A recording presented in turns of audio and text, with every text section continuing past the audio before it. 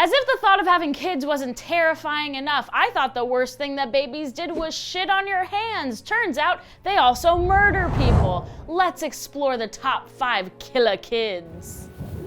Waterbeds are nefarious. If it's not 1993 and you own a waterbed, I'm gonna assume you love murder. Well, guess what? Joshua Phillips had a waterbed, and I think you know where this is going. One night, Josh's mom found his waterbed leaking, but it wasn't leaking water, it was leaking human. Oh no! One day, 14-year-old Josh was playing in the yard when he accidentally hit his 8-year-old neighbor Maddie on the head with a baseball, which hurts.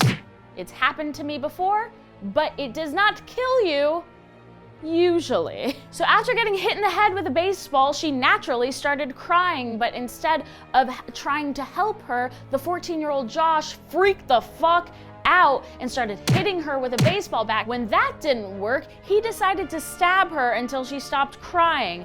Turns out she didn't stop crying, she was dead. Hey, quick suggestion, if somebody's crying, try ice cream, not murder. So Josh, being a 14-year-old boy, did not know how to dispose of a body, so he thought, hey, I got a good idea. I'll put her under my waterbed.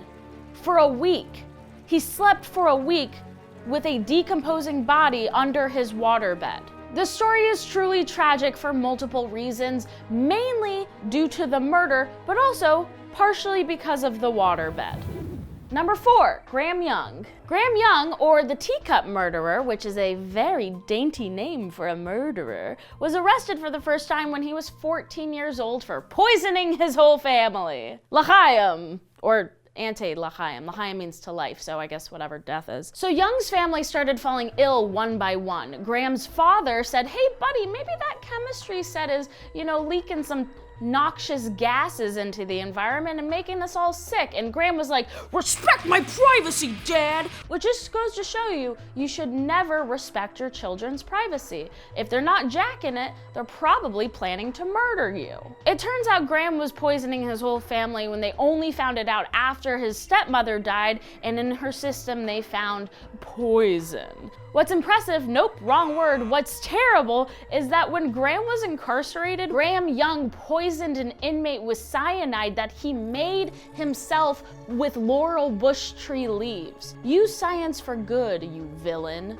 By 1970, which is not enough years for him to be in prison, seeing as he got caught in 1961, the doctors at the dumb prison, the dumb doctors, said, you know what, we cured him because we're super smart and the system works. And Graham was like, gotcha. Some fool hired him, and then he poisoned all of his coworkers. Young died in 1990, but in 2005, a young Japanese woman poisoned her mother after seeing a movie inspired by Young's life. Time is a flat circle.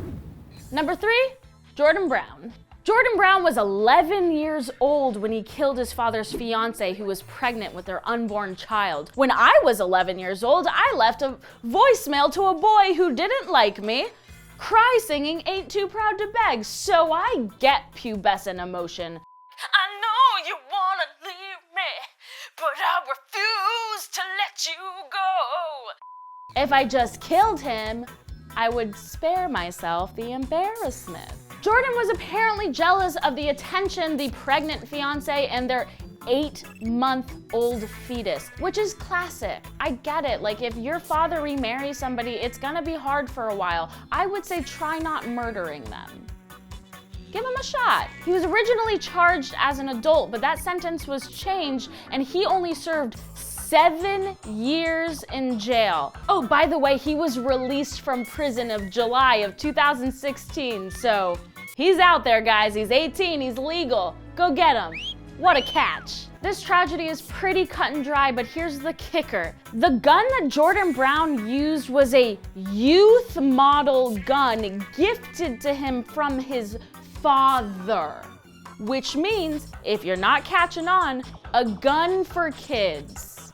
What? I personally believe we don't need kids' versions of a lot of things. Guns should be number 1 on that list. Number 2, the Menendez Brothers. The Menendez Brothers are not kids per se. They are children of parents whom they killed. Spoiler alert. Lyle and Eric Menendez were two brothers who were diagnosed with sociopathic tendencies at a young age, and they were super rich. They went to the Clueless High School. In the late 80s, the boys see a miniseries on television called The Billionaire Boys Club, where they get the idea, we could just murder our parents and get all of their money. After the murder of their parents, the Menendez brothers went to a movie theater and bought a ticket for an alibi.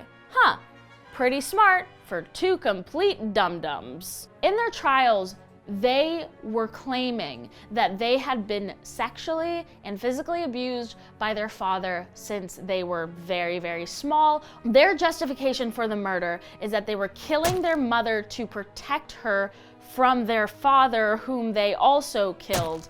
Yeah, that makes sense. They bought it. So after not being tried for the murder of their parents, 7 months after the trial, they would go on to spend up to $1 million.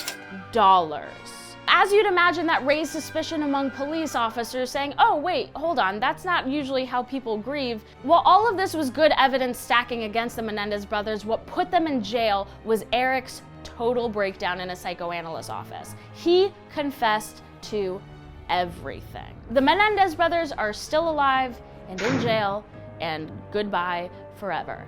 We don't need ya. Number 1, Mary Belle. Guess what? Mary Belle was 11. Holy shit. So the day before Mary Belle's 11th birthday, she murdered a 4-year-old boy. While Mary Belle committed the first murder alone, she and her friend Norma, no relation, same last name, both evil little girls, committed the second murder of a 3-year-old together. The 3-year-old boy died of strangulation. After he died, they mutilated his body by carving an M with scissors into his stomach.